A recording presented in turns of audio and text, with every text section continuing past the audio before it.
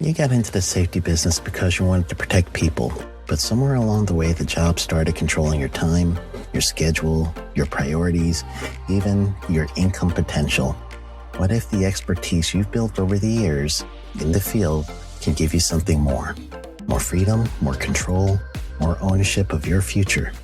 I'm Sheldon Primus, the author of 7 Steps to Starting a Profitable Safety Consulting Business and the host of the Safety Consultant Podcast, with more than 350 episodes helping safety professionals become consultants and grow their career. Consulting changed my life. In fact, I'm a full-time RVer, and one consulting contract paid for my home I live in today. Now, I help safety professionals build their own consulting practice through bi-weekly coaching calls, accountability, and personal guidance. But this program isn't for everyone. Start with the Consultant Readiness Audit at sheldon.coach. What if everything we thought we knew about safety was just interference? From the host of the Rated R Safety Show and the founder of Safety FM comes the complete Signal Transmission Trilogy, now available in one powerful edition. Safety, in my opinion, the book that started the conversation. Safety Mutation, where the boundaries of culture, systems, and belief begin to break. And now, Safety Transmission, the final piece of the signal. For the first time, all 3 books are together in one volume. The Signal Transmission Trilogy, Complete Edition. This isn't just about compliance. It's about consciousness. It's about decoding the way we think, lead, and live, inside and outside the system. Whether you've been following the signal since the beginning or you're just now tuning in, this is the version to own. Search Signal Trilogy on Amazon or visit safetyfm.com to get your copy now.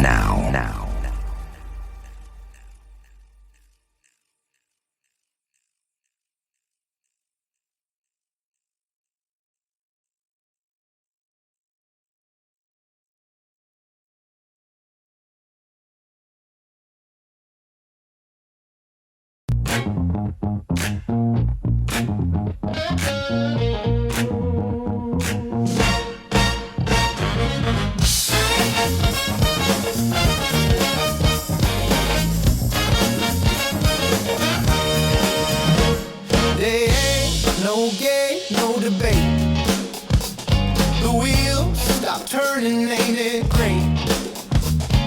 Red tape strapped like a birthday gift. Oh, steering this ship, we've gone adrift. Coffee's cold in the Capitol's halls. Echoes bounce off the marble walls. Shut it down, who needs a plan? We're dancing in the chaos, holding hands. Shut it down.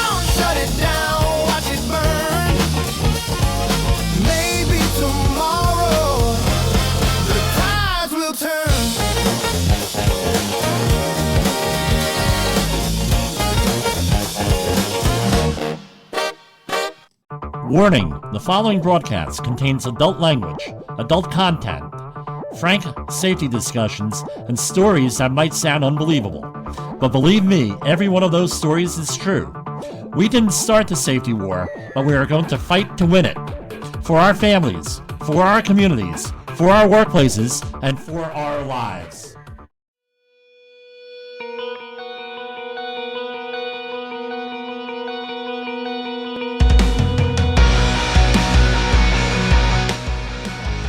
How's everybody doing out there? I just spilled a whole can of soda on my desk. That's okay. Accidents happen.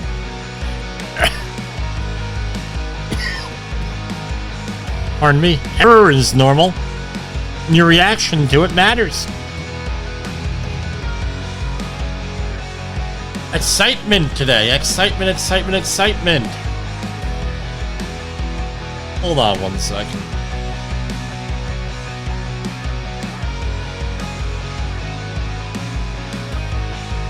It's like half of the people I work with have RSV. It's not fun.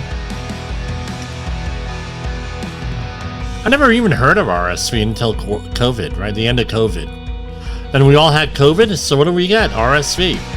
Took me about 3 months to get over it, so the people I'm with, Jim, how long did it take you to get over RSV? I said about 3 months. Oh, yeah, I won't go into details, but it was like I needed steroids. I think my sinuses unclogged.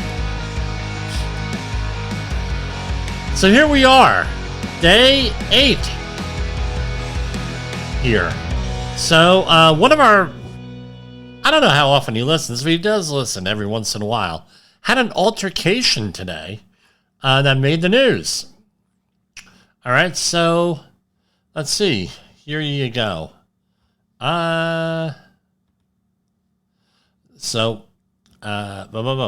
Speaker Johnson, keep your mouth shut. Jeffries and GOP lawmaker clash in Capitol Hill showdown. So here we go. Tensions erupted on Capitol Hill Wednesday as two members of the House of Representatives got into a screaming match on the 8th day of the 2025 government shutdown. Representative Mike Lawler, my congressman, confronted House Minority Leader Hakeem Jeffries, also from New York, outside the latter's news conference over a bipartisan compromise on enhanced Obamacare subsidies, a key flashpoint in the fight over federal funding. Lawler taunted Jeffries about whether he could endorse Democratic Socialist Zohan Mamdani for mayor of New York City, which Jeffries did not answer. The heated exchange began with Lawler challenging Jeffries to sign onto bipartisan legislation extending COVID-19 pandemic-era enhancements to Obamacare subsidies for 1 year.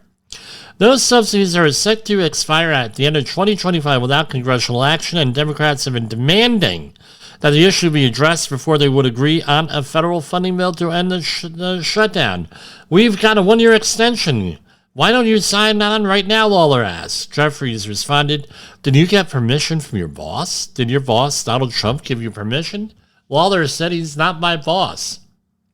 The two men spoke over each other for nearly 5 minutes, both accusing the other's party of derailing the government. You're an embarrassment, Jeffries said.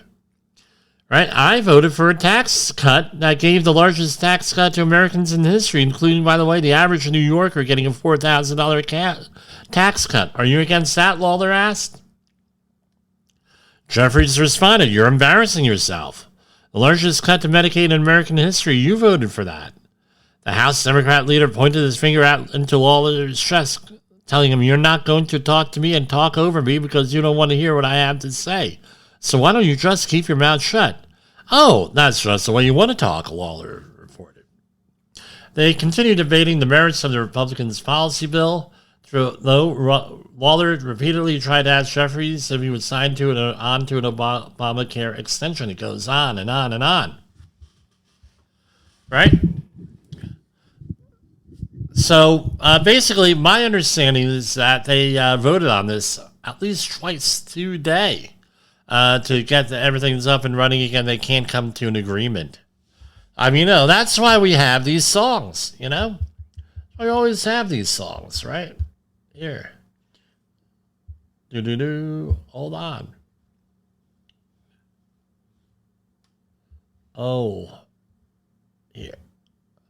I don't know. Here you go. Day 3, no pay, no mail, no cheer. I tried to call, but no one's here. The lights are on, but the desk is bare. The vending machine, it ate my change. The world outside feels kinda strange. This shutdown's got me rearranged. Shutdown, shuffle, we're stuck in the groove. No one's dancing, no one can move. Shutdown, shuffle, what can we do? Day 3's a party, but it's overdue. Yeah, gotta have a little fun here with this. I mean, you people are way too freaking serious. I know it's a very serious thing, the government shutdown. But on the other hand here,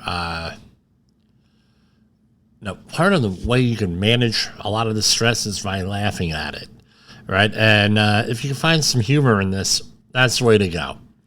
with this. I mean, it's exposing, when things are going good and things are going great, it's kind of hard to judge a person, judge their character. It's when you get into these situations where you have problems, then you find out what they're really made of, right? Good things, no. Good times breed soft people, right? Bottom line. All right, so let's get into some of the other news here. So Department of Labor there's nothing going on there. There's a whole bunch of accident reports that came out in the general press.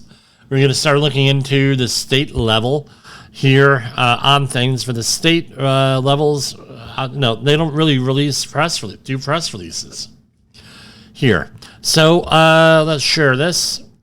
EPA to hold public hearing on the city of Asheboro's wastewater treatment plan proposed permit. This is out of Atlanta. The U.S. EPA will hold public hearing on October 22nd, 2025, regarding the EPA's specific objection to a North Carolina DEQ proposed National Pollutant Discharge Elimination System permit for the city of Asheboro's wastewater treatment plant. In 2023, the city of Asheboro applied for the permit, which NC North Carolina DEQ issued in 2024. The city of Asheboro challenged the DEQ's authority to include a 1,4-dioxane water quality limit in the permit. A state administrative judge voided the 1,4-dioxane effluent discharge limitation in the permit. EPA sent a specific objection letter supporting the state's permit and inviting anyone to request a public hearing on the matter, and the city of Asheboro made this request. So you can go on the EPA website on there. Let's see what this letter looks like. Specific objection letter. Let's see what we have here. So, all right, so it's around 8 pages of documentation here. And, all right, well, I'm not going to sit here and read 8 pages to you folks. I'm sure there's some people who would like that, because there's some particular people that really like to hear my voice on air. So I was thinking about doing a After Dark, Safety Wars After Dark, right? So this is from the 29th of September from the FBI.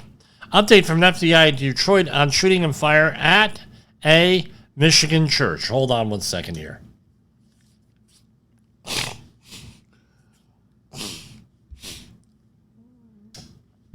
Sorry, everybody. I must be getting that RSV everybody has. This is from FBI Detroit shooting and fire at Michigan church. My name is Reuben Coleman, and I am the acting special agent in charge of the FBI Detroit field office. At this time, we wanted to provide an update on our investigative efforts regarding yesterday's tragic shooting at the Church of Jesus Christ of Latter-day Saints here in Grand Blanc, Michigan. First, I want to express my gratitude, and he goes on, and they are going to investigate this. So I haven't heard any updates to this whole thing. I tell you what, here we have from the second. The FBI violent crime operations net 8,600 arrests in 3 months. Summer Heat Initiative, part of FBI's efforts to crush violent crime.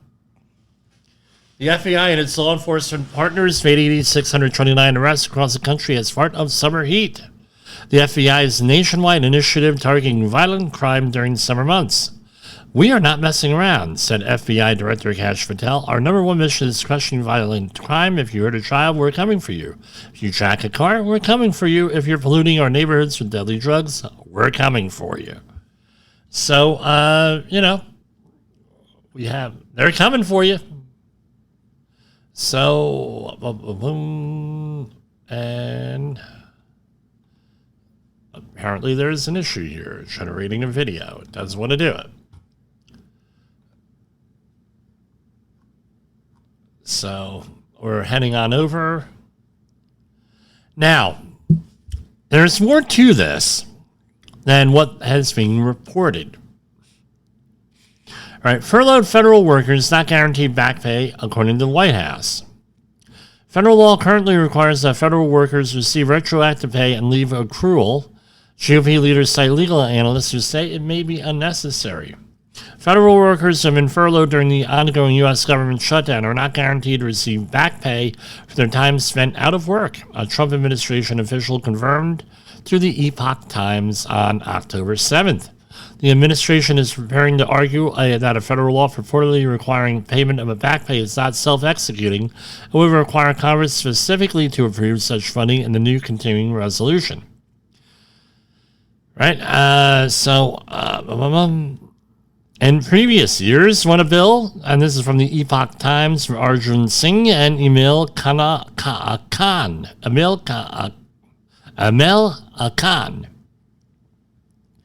Right, so usually they pass the two bills, right? Or they include the bill when they reopen the government. Some essential workers continue to work without pay during shutdowns as required by law, including U.S. military, law enforcement officers, air traffic controllers, and others. The Government Employee Fair Treatment Act of 2019 passed in the wake of the shutdown during the first Trump administration and signed into law by President Donald Trump during his first term requires that federal workers receive retroactive pay, right, and accrued leave. There are some legal analysts who are saying that back pay may not be appropriate or necessary. With that, however, they should be getting and not getting. Allegedly, one analyst has said that there were other subsequent legislation that negates that. I don't know. We'll see. And here's some really good news for a lot of people, I'm sure. IRS to furlough 34,000 employees as government shutdown halts Treasury operations. The agency said around 46% of staff, so there's about 68,000 people working for the IRS. More like 70,000 are being furloughed amid debate in Washington whether back pay is guaranteed. The IRS sent an emergency message to staff that it will furlough more than 34,000 employees starting October 8th due to government shutdown. Due to lapse in appropriations, most IRS operations are closed. An IRS-wide furlough began on October 8th, that is today, for everyone except already identified accepted and exempt employees. The furloughs amount to 46%. Okay, they mentioned that how many times?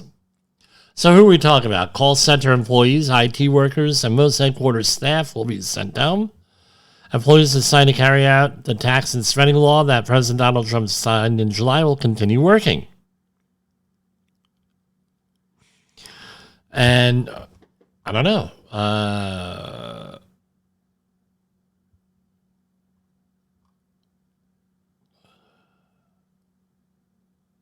Right, so basically you can't even go there on a voluntary basis.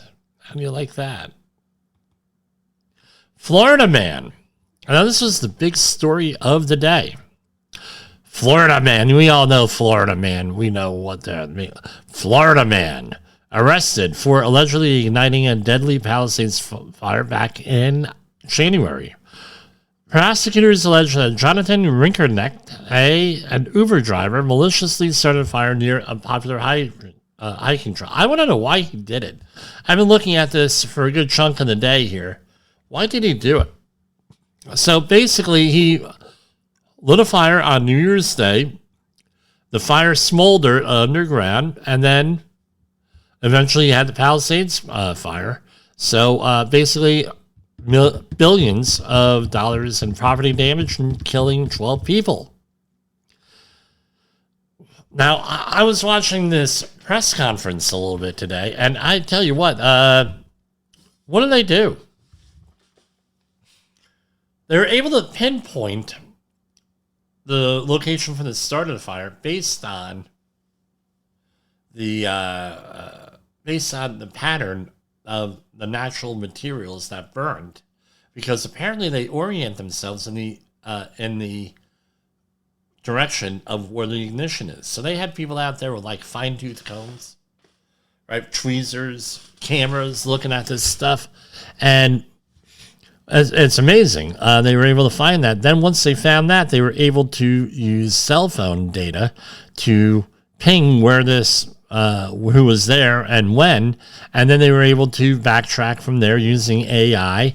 And apparently this guy had some very interesting inquiries into ChatGPT that indicated to them that added, gravy to this case. And basically they got him. I'm interested in seeing, the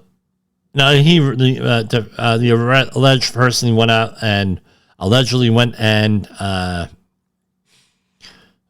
back to the scene of the crime. All this is alleged. I don't know. It's kind of, I don't know. We'll see what happens. I want to know what his motive was in this. Not that you need a motive to convict, but it would be interesting to get some of his background on here. All right. And again, California is still not fixing the problem, which they don't have enough capacity to fight fires there. And they know that, and they knew that before the fire. And they did nothing, and, of course, blame the messenger. Recent research, now have you heard this? Gut changes persist for years after stopping certain medications. Recent research shows that common medications such as antibiotics and antidepressants can cause problems. The body clears medicines within hours to weeks. However, recent studies suggest that drugs you took years ago may continue to affect your gut. The more frequently and longer they're used, the greater their effect. Nearly 9 out of 10 commonly used medications leave permanent changes in gut bacteria. Right? So what is that? Screw with the microbes and everything. So what are we looking here? A common bacterial type that increases with drug exposures such as antidepressants or beta blockers is the Clostridium family. Some of these bacterial species are linked to rare cases of infections in humans. Benzodiazepines are linked to decrease in Doria formigeneris and Ruminacus torquus. Now, I picked this story just because I could show off a little bit on my pronunciation here, right? Not working out so good. Doria formigeneris, that's it, formigenerans, are linked with obesity and metabolic syndrome in some human studies so they can reduce beneficial metabolites. Ruminacus torquus is a bacteria that breaks down the mucus in the gut lining and is linked to gut conditions such as Crohn's disease, irritable bowel syndrome, metabolic disorders when present in abundance. Drugs used for the same condition didn't always affect the gut. This is from the Epoch Times.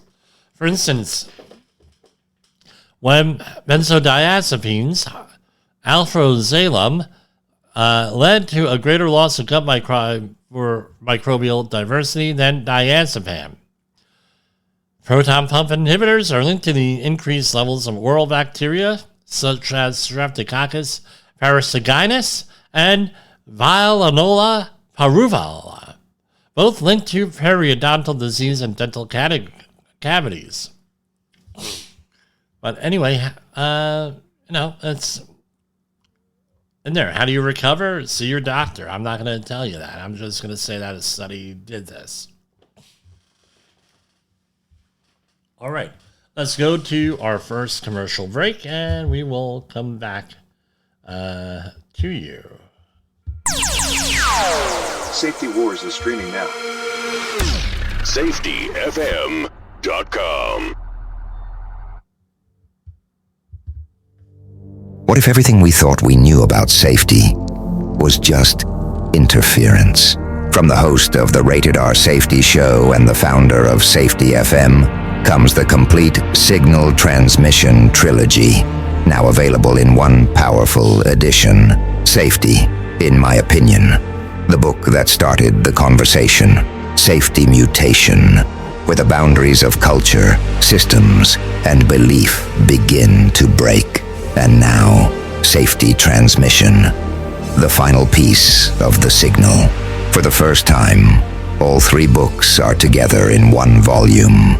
The Signal Transmission Trilogy, Complete Edition. This isn't just about compliance.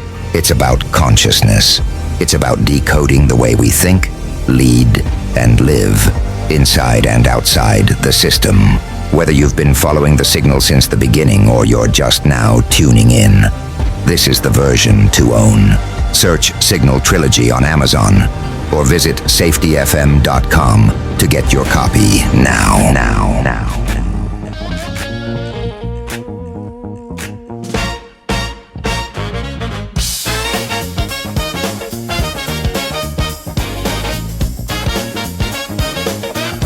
From the front lines of the safety war, it's Safety Wars with your host, Jim Posel on Safety FM.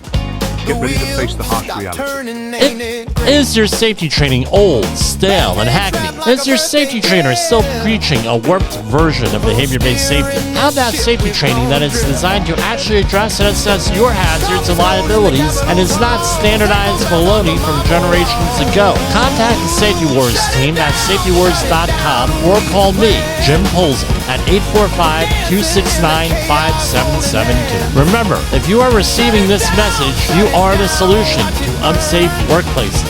OSHA recordables, catastrophic losses, environmental disasters. You want answers? So do I. This is Jim Posel with Safety Wars. That's my daddy! Safety Wars is streaming now. SafetyFM.com. No one's home. Paper stacks, but no one files. Gridlock's got us stuck. So here is some stuff from Study Finds. All right? StudyFinds.org. Alarming survey shows families are showering in the dark and using phone flashes for lighting cigarettes.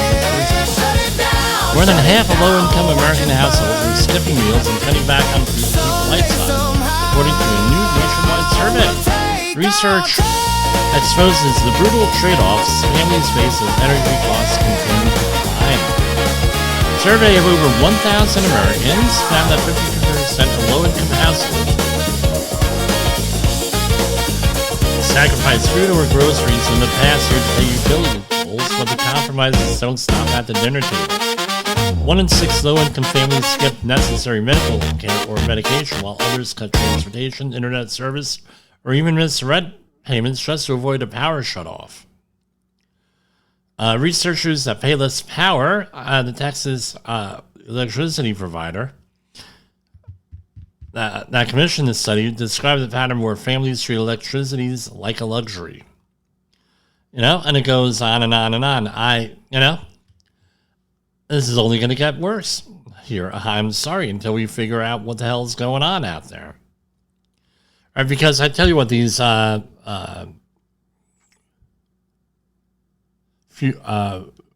efficient appliances and other things out there are being canceled out, the savings, by having more of things, right?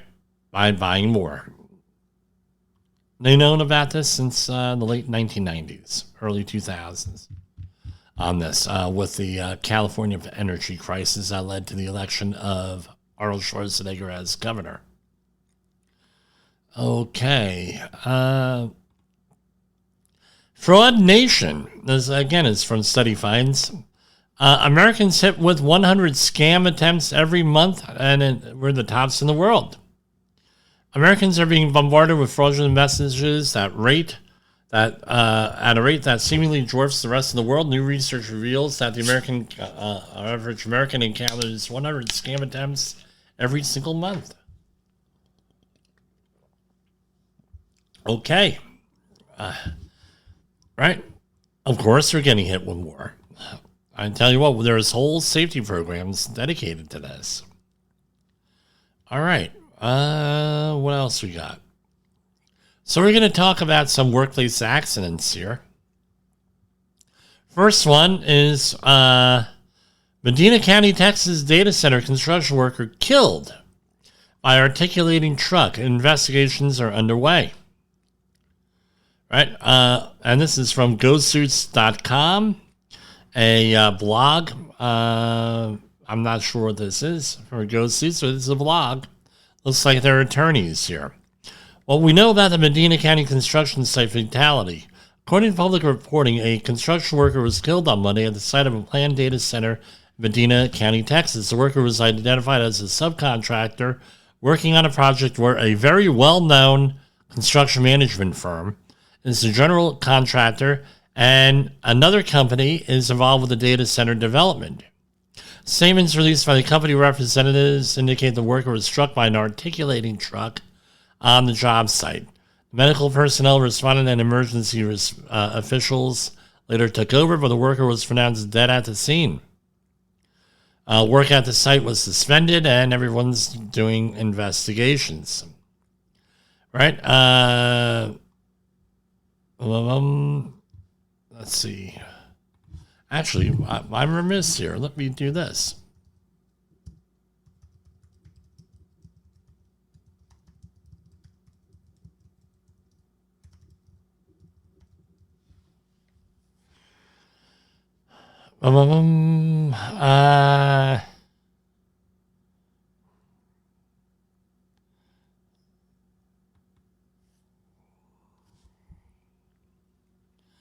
So, a lot of things out of here, right? Nothing there from the actual construction manager I can find on the air, right, in this short amount of time. So, it's from ksat.com.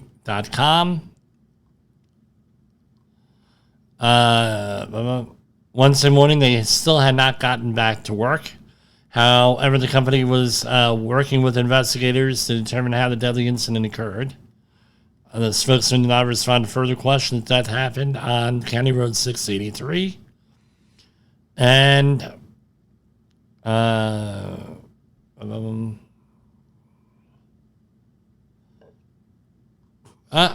people don't like it when this real bad PR, but really a tragedy for the family. Here we have another worker over in, I'm not exactly sure where this is. Contract worker dies at UPPCO's Hoist Dam. All right, this is in, this should clear it up. Nagoni Township. Right, a contractor died Friday morning while working at the Upper Peninsula Power Company's Hoist Dam in Naguni Township, authorities said.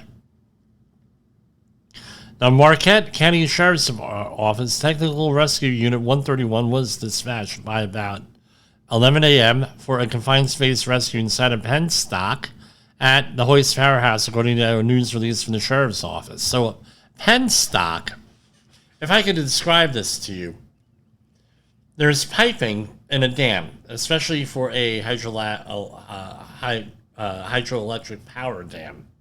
And it is a pipe that goes from the upper part of the dam down to the lower part of the dam. All right. And that has to be maintained every once in a while. So there's another famous accident that happened at another pen stock. I believe it was Colorado around 10 years ago. The CSB, Chemical Safety Board, has a report out on it in a video, pretty impressive, that I used to show to industrial painters with that. So there was a death, and they don't really go into detail, right? It was a confined space entry type of situation. This sounds like something for the Chemical Safety Board to look into. Right, and now this is from Michigan, right? And this is from, I know, it says the World Socialist Workers site, right? Website. But, it's like this. They do have they have a talent for identifying problems. It's just the solutions may not work, right? But there is a problem. Tuesday, October 7th, marked 6 months since the death of Stellantis worker Ronald Adams Sr. at the company's Dundee Engine Complex in southern Michigan. Stellantis, United Auto Workers, and the Michigan Workplace Safety Agency have all remained silent on the cause of death the 63-year-old skilled tradesman, even as full production at the plant has long since resumed. Adams, a 19-year-old veteran known for defending his co-workers' safety, was crushed to death while performing maintenance on an industrial washer system. An automated hoist or gantry suddenly activated and pinned him against the conveyor. Spokesman for MIOSHA told the World Socialist website that the investigation is still ongoing, offering no updates 6 months after the fatality. And I tell you what, they have usually federal OSHA has 6 months to issue a report. I don't know what MIOSHA's policy here is, but according to the details here, who knows? There could be some kind of foul play here with this. So there was an investigation, right, by a International Workers Alliance of rank and file committees, right? On July 27th, the committee convened a public hearing in Detroit to present its findings here testimony. The investigation's finding is reduction pressure. Again, this sounds like a... No, these things you say, well, why are we reading this? It's from the wording on this. What I find is the wording, right? Again, I'm a safety guy. I plagiarize an awful lot, right? Like a lot of other people through my career. Now I'm not doing it really, but safety people have a tendency of reusing things, borrowing things. Now, let me point something out to everybody here. Reading is important because reading gives you an idea how other people describe things, so then you could describe things and maybe borrow from that. It helps you to articulate more. So reading and articulation go together. So it's important to read, right? Especially if you're doing anything with safety, you're going to be talking to people if you want to be effective, right? So here you go. Production pressures and safety violations. Retooling was more than a year behind schedule. With UAW approval, management cut corners to resume production quickly. All right, United Auto Workers, right? I guess that is United Auto Workers. Now, this is alleged here. Just telling you. With UAW approval, management cut corners to resume production quickly. Shooter keys are widely distributed to bypass lockouts and speed up repairs. Growing up in construction and growing up and doing environmental cleanup, so working my way through college at a Teamster warehouse, not very surprising that a union would stray away from protecting its workers. I'm just telling you the way it is. The last project I was on in New York, there were not as bad as that, but there were similar things going on, right? Long-standing unsafe conditions. The factory has a record of serious injuries during new product launches, right? Which means that they're probably in the rules or the knowledge mode with the SKR model of things. And injured workers are forced back to line despite doctors' orders. UAW complicity through its corporate partnership, the UAW oversaw lockout tagout procedures while shielding union officials from legal liability. After Adams' death, both Stellantis and the UAW scrambled to conceal responsibility, ordering workers to return their treater bars to bins near the union office. Ignored witnesses, contractors from 5 Synetic, who worked with Adams to set up the washer and gantry system, were never interviewed for the investigation. Right? The company has imposed new safety measures without acknowledging its roles. The changes have served mainly to discipline workers, not to protect them. I mean, all this stuff, I mean, it's a behavior-based safety person's dream that all this is happening, basically. This is what happens. Blame the worker.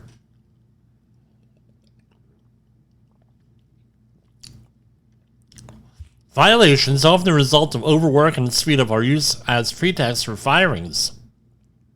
While management and union committees chant safety first, even as they enforce long hours of production waters. Now, this is all from one point of view, all right? I don't know how accurate this is with this. And then they go on and list all the recent deaths at plants, right here, and then of course they blame Donald Trump with this, right? Really, you gotta love it. Gotta freaking love it. This is from L.A. I guess that's Donald Trump's fault too. Not the company's fault. We have 5,000, if you go by the numbers by OSHA, 55,000 fatalities every year. Right, they had 5,000 that they track, but it's really closer to 55,000 according to the models out there. Mostly industrial hygiene issues, and it's all Donald Trump's fault.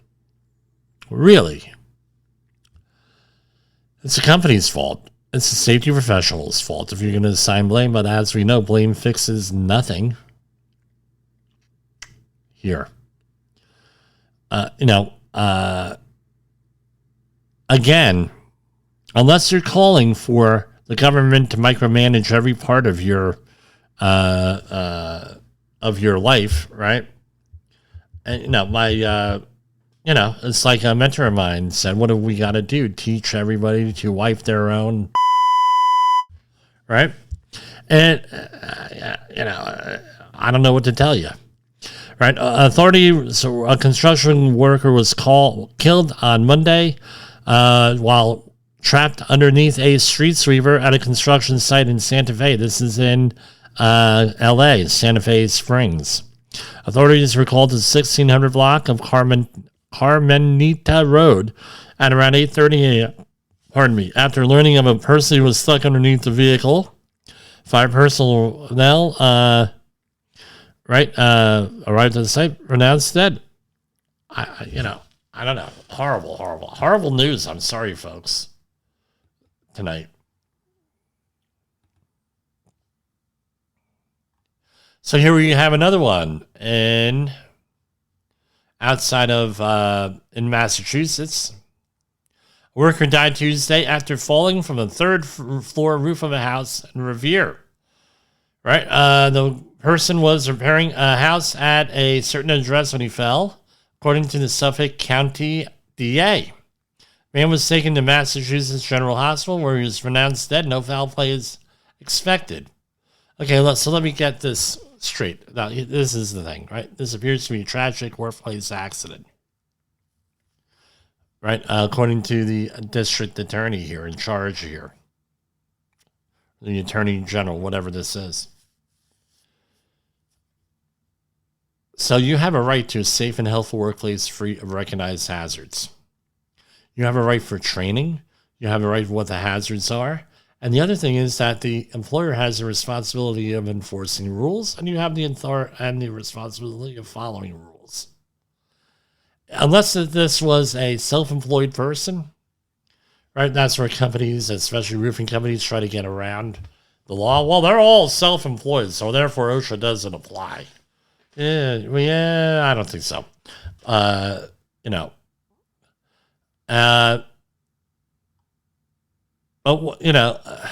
again,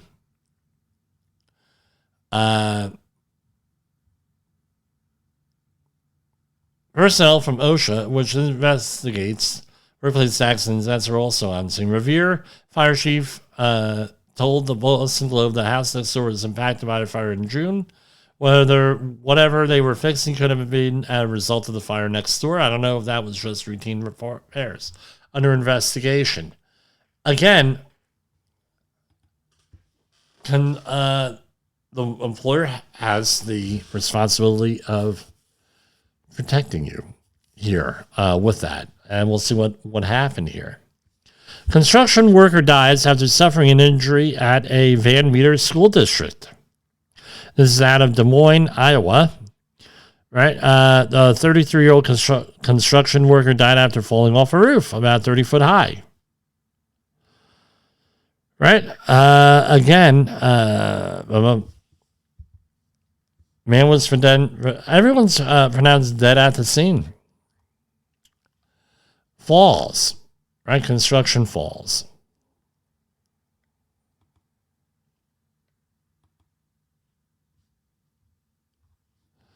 And let's see what else we got here. So the airports are still fouled up, right? So this is from NBC News. From about midday, flight delays are reported across the country for a second straight day. Tuesday, as the FAA administrator, right, rates for more airport staffing shortage as the government shutdown continues. So then we know people are not getting paid. They're getting pissed off. So they're not showing up to work. Or maybe it's presenteeism. What a shock. Here, the National Air Traffic Controllers Association reminded members it does not endorse, support, or condone federal employees participating in coordinated activities that could affect flight safety or cause delays. Participating in a job action could result in removal from federal service. This is what Ronald Reagan did in the summer of 1981. So you're not allowed to strike if you're a federal worker. They go on some type of a strike or walkout or something, they could be fired. It's the way it is with that. Right?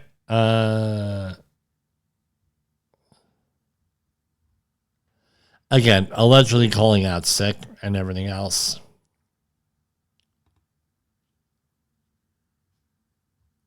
Gene Simmons, hospitalized in Los Angeles car crash after passing out behind the wheel. The 76-year-old rocker reportedly passed out behind the wheel on Pacific Coast Highway. His SUV was sent veering off across several lanes before slamming into the vehicle. A voicemail message sent to local NBC4 Simmons said, "I am doing fine." Hopefully for a speedy recovery. Right, his wife, Shannon Tree, was also injured. And Treat also revealed Simmons had recently undergone a medication change and needs to stay better hydrated, something she's joked isn't exactly his strongest suit. Right? Why would you even admit that?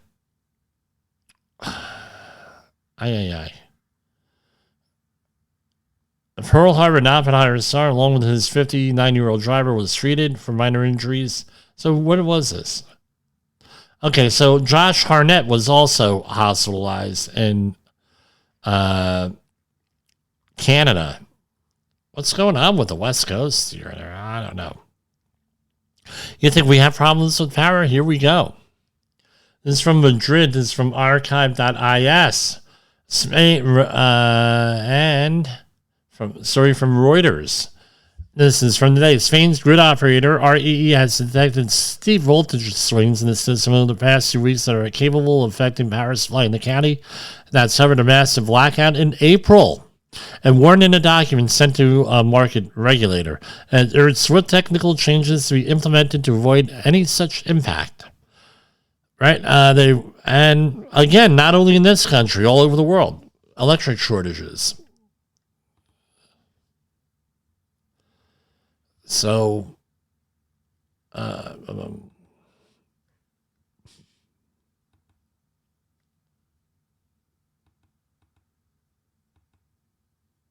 let's go for another break here so I can line up some more stories. There's some stories that I have here that I cannot seem to find. So we're going to go for a little bit of a commercial break here. It's coming up out of the ground. The toxic waste is bubbling out. It seeps into your skin. It's in your blood now. Sea of our 1920.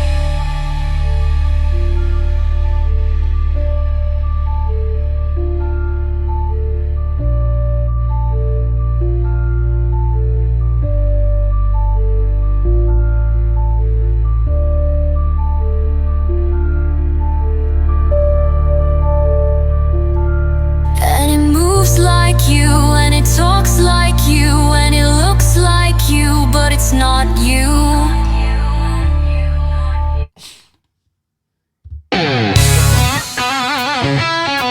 Whoops. This is gonna blow your mind. There's a new daytime talk show on your local cable access station. What happens when safety, scandal, and heartbreak collide? Welcome to Safety Wars, the talk show. Today's episode is a doozy.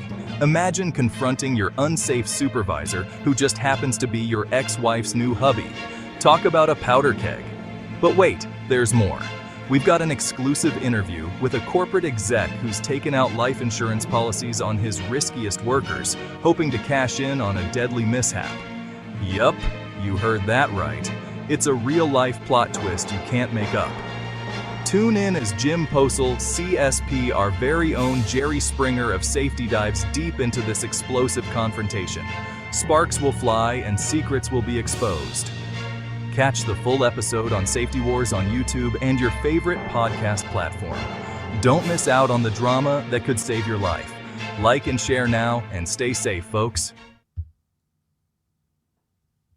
From the front lines of the safety war, it's Safety Wars, with your host, Jim Posel on Safety FM. Get ready to face the harsh reality. So here we have another story off of study finds.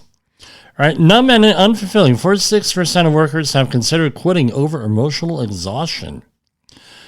When asked to, in a nutshell, when asked to describe their work jobs in one word, workers most often said tired, surviving, and meh. 46% of U.S. employees have considered quitting because they feel emotionally exhausted or numb at work. Almost half say company changes make them feel indifferent, anxious, or nothing at all. Signs of widespread detachment. The negativity out there today. I'm sorry, folks. 63% sometimes feel disconnected from colleagues despite the constant digital communication. Most say they are just surviving rather than thriving, and many no longer believe asking for help would make a difference. So this was a study, right? The study's authors run this emotional flatness could signal. Remember, there is a signal. Right, the Signal Trilogy, a new normal and how people relate to work when asked to, right, and some go further, blah blah, autopilot, right? I'm here to get paid, all that stuff.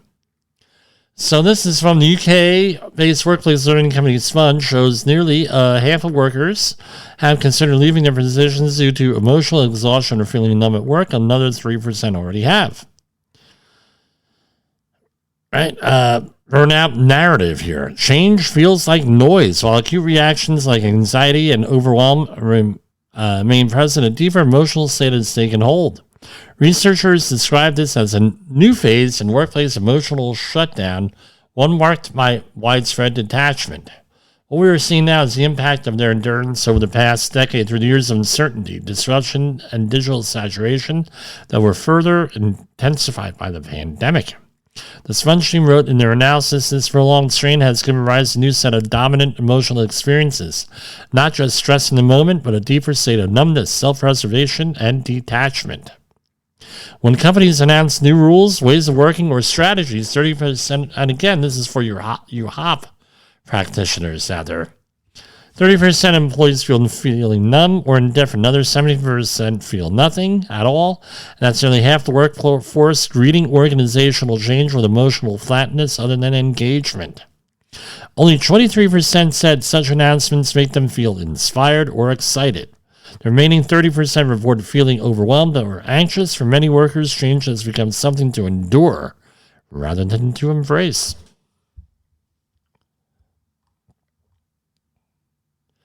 Right? Again, hopelessness. And that hopelessness will, I think, leads some of our, has led to some of our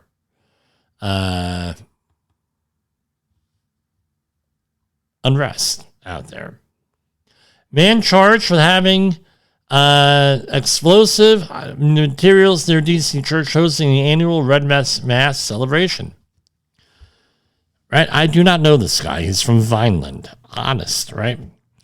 A New Jersey man has been arrested on charges that he had explosive materials in his possession near a Washington, D.C. church that was preparing to celebrate the annual mass marking the start of the U.S. Supreme Court's term, according to police and court records. Louis Jerry, 41 of Vineland, was charged with possession of a destructive device after his arrest on Sunday outside St. Matthew's Cathedral, court records show. Where is this from? It's on MSNBC, but who's it really from? The Associated Press. Police officers were cleaning up the area near the Roman Catholic Church before the ceremony when they saw Jerry setting up a tent on the steps. Right, Jerry had been barred from the premises previously, was arrested when he refused to move his tent off church property. Thankfully, there were no justices present this year at the Mass, according to the article. Jerry told police that he had explosive devices and said, "You might want to stay back and call the federales." According to a police report, Jerry was also holding a butane ladder and had a bag containing vials of a yellow liquid. In the tent, investigators found what appeared to be parts of making a destructive device. I'm not going to mention how he did this. They have details on it. I don't do that. I don't know. A lot of disturbed people out there.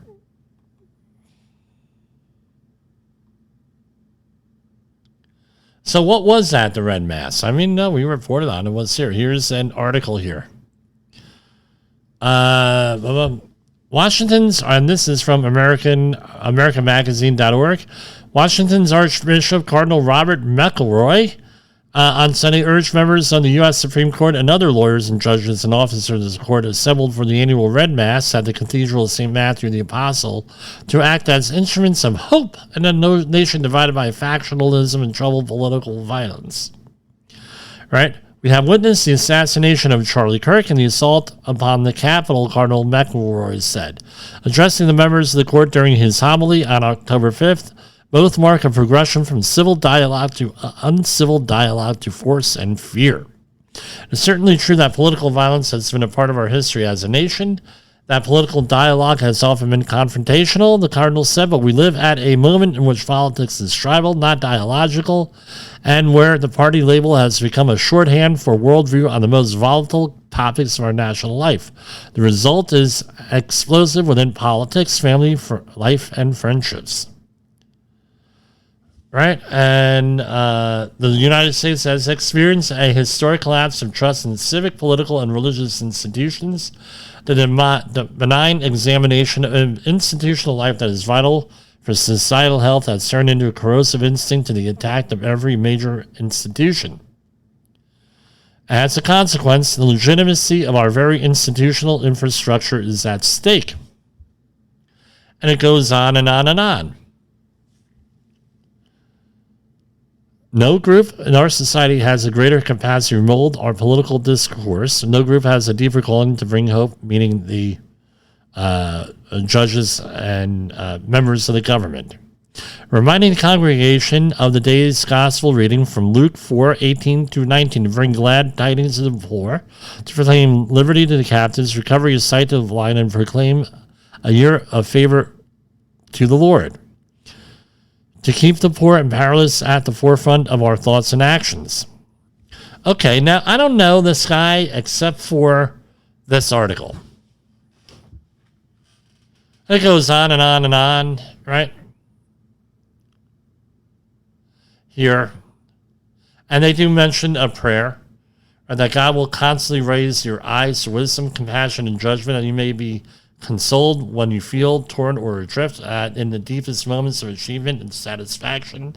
You might understand that God is at work in you, and that the nobility recalling will sustain through every adversity.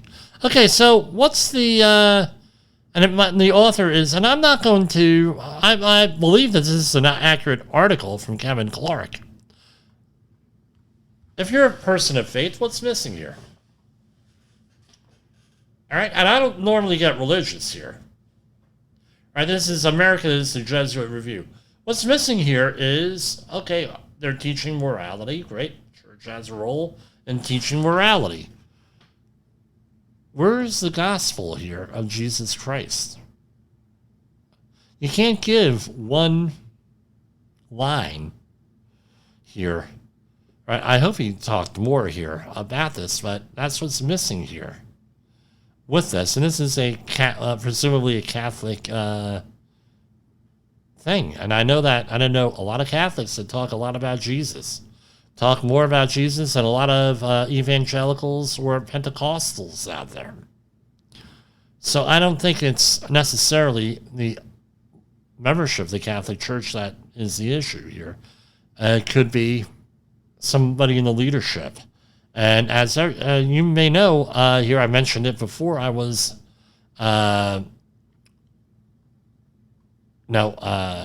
done a lot of research here with this on churches, loss of leadership, ritualized sexual abuse, things of that nature in the church and in other organizations. They hurt themselves here. They're talking about a historic collapse of trust in civic, political, and religious institutions. Maybe you got to look in your own life and how you handled things with this before we're going on, and how do we improve things with this. And again, priest or minister is there to try to calm things down, try to give us hope, try to give us, working together and everything else. And now I think that's where it needs to happen, is that. Spread the love of Jesus Christ and go from there with this. Hopefully he had something about Jesus in his sermon. It's always nice to hear. So for Safety Wars and Safety FM, this is Jim Posel for Safety Wars, and I will see you tomorrow, God willing. Jesus willing.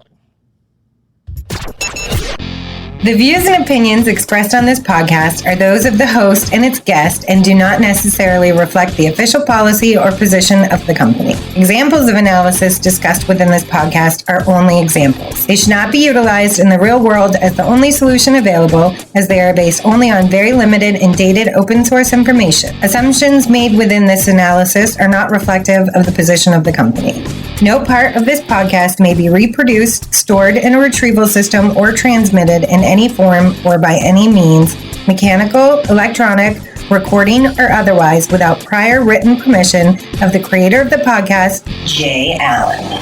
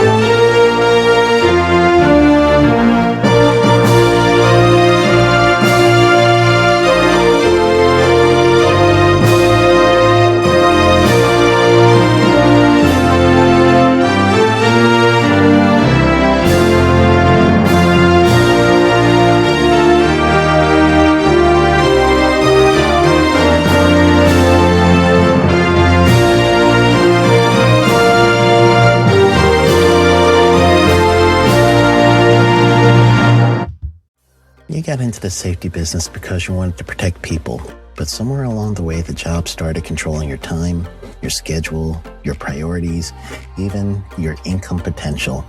What if the expertise you've built over the years in the field can give you something more? More freedom, more control, more ownership of your future. I'm Sheldon Primus, the author of 7 Steps to Starting a Profitable Safety Consulting Business and the host of the Safety Consultant Podcast, with more than 350 episodes helping safety professionals become consultants and grow their career. Consulting changed my life. In fact, I'm a full-time RVer, and 1 consulting contract paid for my home I live in today. Now, I help safety professionals build their own consulting practice through bi-weekly coaching calls, accountability, and personal guidance. But this program isn't for everyone. Start with the Consultant Readiness Audit at sheldon.coach. What if everything we thought we knew about safety was just interference? From the host of the Rated R Safety Show and the founder of Safety FM comes the complete signal transmission trilogy, now available in one powerful edition. Safety, in my opinion. The book that started the conversation. Safety Mutation, where the boundaries of culture, systems, and belief begin to break. And now, Safety Transmission, the final piece of the signal. For the first time, all 3 books are together in one volume. The Signal Transmission Trilogy, Complete Edition. This isn't just about compliance. It's about consciousness. It's about decoding the way we think, lead, and live, inside and outside the system. Whether you've been following the signal since the beginning or you're just now tuning in, this is the version to own. Search Signal Trilogy on Amazon or visit safetyfm.com to get your copy now.